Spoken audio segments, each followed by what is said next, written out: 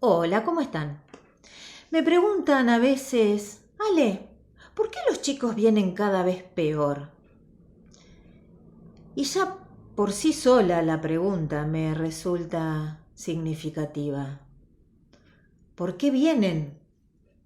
¿De dónde vienen? Vienen como si vinieran, no sé, como si los largaran de una nave espacial o no sé, me resulta incluso hasta graciosa la forma, patéticamente graciosa, la forma de preguntarlo, de exponerlo de esa manera. Cuando alguien me lo pregunta, suelo decir, ¿tenés tiempo para que yo te responda? Muchas veces me dicen, ay no, Ale, lo dejamos para otro momento. Y algunas me dicen, sí, dale. ¿Cuál sería la respuesta? ¿Qué es lo que vos tenés para decirme ante esa pregunta? Entonces yo empiezo haciendo historia y planteando que lo primero que deberíamos hacer es formular de otra manera esa pregunta. Porque los chicos no vienen cada vez peor. Los chicos vienen de papás que son los responsables no solo de haberlos concebido y traído al mundo, sino de criarlos y de educarlos del mejor modo posible. Por lo tanto, no es una cuestión mágica en qué condiciones estén los niños hoy, sino que son nada más y nada menos que un producto de aquello que hacemos, decimos, no hacemos y no decimos. Partiendo de la base de que no es lo mismo un hijo que llega al mundo por y con amor que uno que no llega en esas condiciones, desde el preciso instante en que salieron de la panza de la mamá y empiezan una vida fuera del cuerpo materno, los papás y el entorno inmediato empieza ya antes de que salgan del sanatorio en la ardua tarea de criarlos y educarlos. Hago alusión a esto de concebir un hijo con amor y por amor, diferenciándolo de que no sea de esa manera, porque de eso depende en gran medida de qué manera la mamá vaya viviendo el embarazo.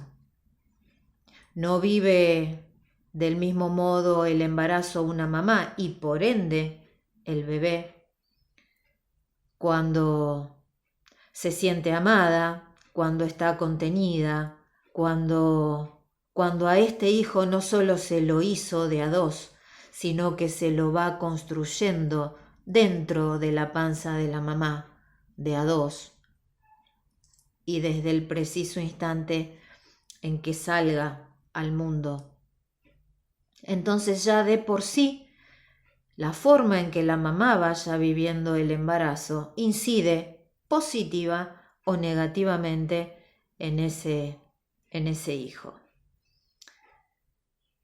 Pero desde el preciso instante en que ese niño nace y fundamentalmente a partir de llegar a la casa,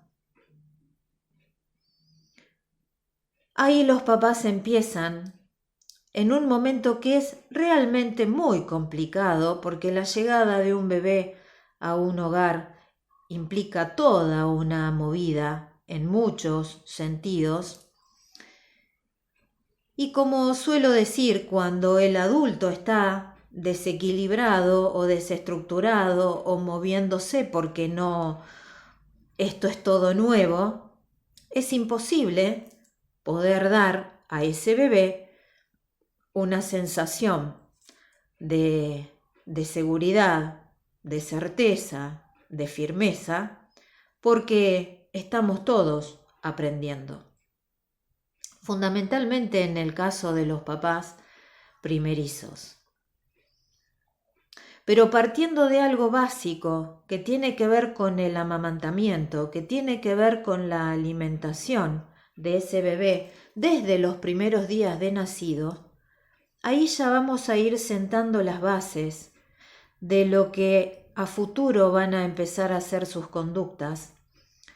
Cuando alimentamos siguiendo un patrón de horarios sugerido por el pediatra, por las abuelas, por la sensatez, el sentido común o la intuición, o porque la mamá misma se haya preparado de alguna manera, ese niño no va a empezar a desarrollarse de la misma manera si esa alimentación es de acuerdo a lapsos de tiempo prefijados, en donde lo alimentamos cuando es necesario y ya desde el primer día de nacido, por ejemplo, le vamos enseñando a esperar. Así ese niño es alimentado a demanda. Cuando llore y nosotros deduzcamos que llora porque tiene hambre y lo amamantemos o le demos la mamadera, a ese niño le estamos enseñando a conseguir las cosas en el momento que quiere. Ese niño desde el minuto cero está aprendiendo a que si berrea va a conseguir lo que quiere, independientemente, en este caso, de que haya comido hace 10 minutos o 3 horas. Básico, fundamental. Y ahí vamos sentando las bases de algo que hoy, por ejemplo, es una de las conductas más comunes en demasiada cantidad de niños, y que es el berrinche, es el capricho, porque lo más probable es que desde el minuto cero esos niños hayan vivido la situación de que apenas lloraban, apenas gritaban o apenas hacían algo a medida que fueron creciendo, tirar un juguete, tirarle el pelo a alguien, obtenían lo que querían. ¿Cómo se van a manejar de manera diferente después?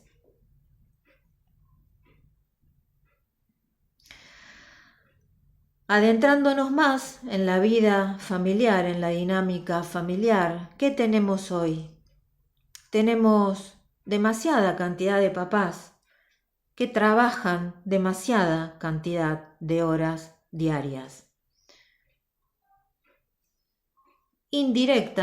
Indirectamente, con mayor o menor conciencia, pero sin lugar a duda alguna, con las justificaciones de cada caso, por supuesto, pero sin lugar a duda alguna, priorizando sus trabajos por sobre los hijos. ¿Por qué? Porque si no trabajo, no puedo ganar dinero para comprar pañales, comprar esto, comprar lo otro, comprar lo de más allá. Entonces ahí ya, cuando el niño es muy pequeñito, también es lo que empieza a aprender. Que tiene papás ausentes porque están generando dinero para comprarles cosas. Entonces van creciendo en el aprendizaje de que lo que valen son las cosas y el tener dinero para comprar cosas por sobre la presencia, la compañía, el conversar, el estar juntos, el sostenerlo, el jugar, el cantar, el mimarlo. porque estoy trabajando para generar dinero. Entonces también llega un momento que sucede generalmente cuando a la mamá se le termina la licencia por maternidad. Hasta hace algunos años atrás era mucho más común que los chicos empezaran a estar a cargo de los abuelos. Pero un buen día se puso de moda la guardería. Entonces hay niños que a los 45 días ya están en una guardería y hay niños que a los 3 meses están en una guardería. Pero ya sea a los 45 días o a los 3 meses, ese es tiempo y prácticamente hasta los 3 años en que los niños deberían estar solamente en el seno familiar. Porque ¿qué es lo que pasa? En esta socialización precoz, los niños van registrando voces, modelos conductuales, formas de ver que otros se relacionen o que se relacionen para con él. Por un lado, bajo la mirada y el control de los papás, que no tienen ni la menor idea de qué es lo que pasa con sus hijos una vez que los dejaron en la guardería y se fueron. Y no estoy refiriéndome a que pase algo malo con los hijos, pero no tienen idea alguna, porque dependen de lo que después el docente les transmita. Pero mientras tanto, mientras ellos se fueron a la oficina, al consultorio, a donde sea que trabajen, a trabajar para generar dinero, para después pagar la guardería, ese niño está recibiendo una hiperestimulación que lo más probable es que no tenga que ver con las costumbres, con los modos de su familia. Entonces ahí ya se empiezan a generar conflictos y desde cada vez más temprano los papás empiezan a decir, vos sabés, Ale, que habla de una manera, hace esto en casa no lo hacemos, esto en casa no lo vio, esto en casa no lo vive, ¿cómo puede ser posible? Y yo a su vez les pregunto, ¿cómo puede ser posible que vos no te estés dando cuenta?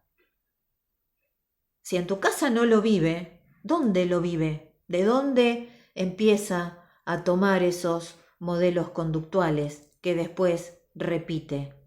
Y entonces ahí ya empieza como una especie de guerra entre padres e hijos, porque no me gusta que seas caprichoso, no me gusta que hagas esto, no me gusta porque nosotros no te lo enseñamos, pero al estar permitiéndoles una socialización precoz, somos nosotros los que los estamos exponiendo a toda esa hiperestimulación.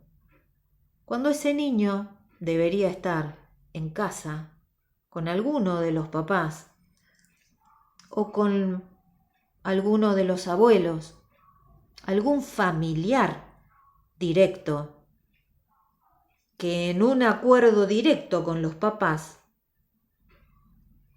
proceda de una manera acorde a la que tienen los papás a la hora de criar y de educar a ese hijo. Y vamos agregando más cuestiones. En demasiada cantidad de casos, ese niño apenas aprendió a caminar, ya se lo puso frente a una pantalla. Mucho antes se lo pone frente a una pantalla. Entonces, como llegamos del trabajo, no lo vimos en toda la mañana, pero llegamos del trabajo y estamos cansados, entonces tomamos el control remoto, encendemos el televisor y ponemos el cochecito, la cuna o lo que sea ahí frente a la pantalla, para que nosotros cocinemos o hagamos lo que tengamos que hacer, porque estamos demasiado cansados. Total, él ya se divirtió en la guardería, pasó toda la mañana con chicos. Entonces ahí está. Todavía no habla, no camina, no un montón de cosas, pero está con la mirada fija en el televisor, que en el mejor de los casos está mostrándole algo que tenga que ver con el mundo infantil, en el mejor de los casos.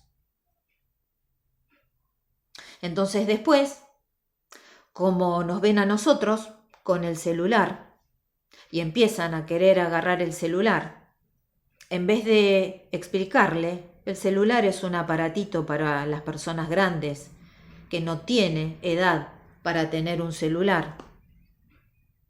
Como ya lo venimos haciendo berrinchudo y caprichoso, demandante 100% desde el minuto cero, a los efectos de evitar un berrinche, un problema, ahora ahí va el celular. Cuando insisto, los chicos quizá ni siquiera saben caminar, pero ya tienen un celular en la mano. Entonces, tras que ya veníamos empezando a los tropiezos, cuando ponemos a nuestros hijos pantallas a su alcance, la terminamos de arruinar de entrada, no más. Entonces, en vez de sentarnos a la mesa y traer el cochecito o la sillita donde mi hijo come y estar los 3, los 4, los 5, los que seamos integrantes de la familia, comiendo juntos, dándole de comer, alimentándolo nosotros, conversando y que nos escuche en esto de conversar, de contarle al otro cómo nos fue en el trabajo, cómo nos fue en la escuela, qué es lo que estuvimos haciendo, y que se vaya acostumbrando a escuchar voces y al diálogo y a esto de ver que para conversar hay que sostenerse las miradas. O tenemos el celular, o tenemos el televisor encendido, o los celulares ocupando un lugar en la mesa. Más de uno come con el celular en la mano. Y a los chicos se les pone un plato o algo para que coman solos. Entonces, como están acostumbrados a que hacen lo que quieren ya desde el primer día que llegaron a casa, si quieren comer, comen, si no quieren comer, no comen. Emplean un montón de tiempo, por lo tanto la comida que se les sirvió caliente la terminan comiendo fría.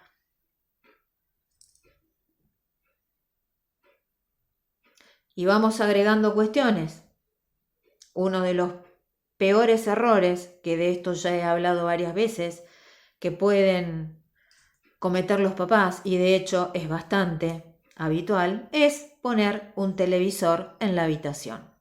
Entonces, sobre que no venimos creando el hábito de la alimentación correcta, sobre que no venimos creando el hábito de la conversación, sobre que no venimos creando una vinculación familiar extra pantallas, porque tenemos las pantallas ahí permanentemente presentes, les arruinamos el ciclo del sueño. Porque poniéndoles un televisor en la habitación y permitiendo que se duerman mirando la televisión, interferimos absolutamente de manera negativa en lo que el cerebro necesita, que tiene que ver con el silencio y tiene que ver con la oscuridad, como para poder conciliar el sueño y descansar. Entonces, como ya vienen desde, insisto, el primer día haciendo lo que quieren, ahora también deciden si se van a dormir, a qué hora se van a dormir, qué es lo que van a mirar, hasta qué momento lo van a mirar. Y así seguimos. Y estamos hablando de niños que a estos ejemplos cabe los 3, 4, 5 años y así seguimos. Entonces después ponemos en sus manos una tablet, una computadora y ahí ya directamente perdimos el control. Ya perdimos el control total y absoluto, porque como nosotros somos los que necesitamos descansar, el tenerlos cableados nos viene bárbaro. Y ahí, insisto, se perdió el control total y absoluto, porque no hay forma de que una mamá o un papá o el adulto responsable a cargo tenga el control total y absoluto de lo que los chicos consumen, pantallas mediantes, si no están ahí uno al lado del otro, pegados, con la mirada permanentemente puesta en la pantalla que está mirando ese niño. Y eso es imposible, no lo puede hacer absolutamente nadie. No lo puede hacer absolutamente nadie teniendo en cuenta la cantidad de horas diarias que los chicos están frente a una pantalla. Ahora, si dosificáramos, si les hubiéramos enseñado a que había momentos para comer, a que tiene que aprender a esperar, a que los seres humanos hablamos y nos miramos a los ojos, a que las pantallas y los aparatos no ocupan la mesa y no ocupan el único momento de encuentro familiar, entonces también podríamos haberle enseñado que hay un momento del día para usar la tablet, la computadora o el televisor y para mirar pura y exclusivamente lo que nosotros como adultos seleccionemos para ellos porque creamos que es lo conveniente. Pero ya perdimos, la batuta ya la perdimos el primer día que llegaron a casa, ahí ya la perdimos. Y de alguna manera se empiezan a hacer solos. Y un niño, para educarse, para formarse, para construirse positivamente como ser humano, necesita ser educado, necesita ser criado dentro de parámetros conductuales, con límites, con valores morales, cuestión que viene prescribiendo. Entonces, como lo que se pone de moda en una sociedad cada vez más agresivo-violenta es lo agresivo-violento, y ven videos, películas, juegos, todo, el 70% de la información que ingresa por vía sensorial en nuestros hijos en el contacto con las pantallas es agresivo-violenta. Entonces, como no tienen el entrenamiento de conversar, como no tienen el entrenamiento de mirarnos a los ojos y hablar de lo que nos pasa, de lo que sentimos, siguen aprendiendo toda esta porquería, toda esta pura basura a la que acceden. Entonces, pregunto, cuando yo termino de decir todo esto, pregunto, después de tomar conciencia de todo esto, ¿realmente cabe seguir preguntándonos, Ale, ¿por qué los chicos vienen cada vez peor? No, gente, los chicos no vienen cada vez peor. A los chicos nosotros les estamos permitiendo construirse cada vez peor.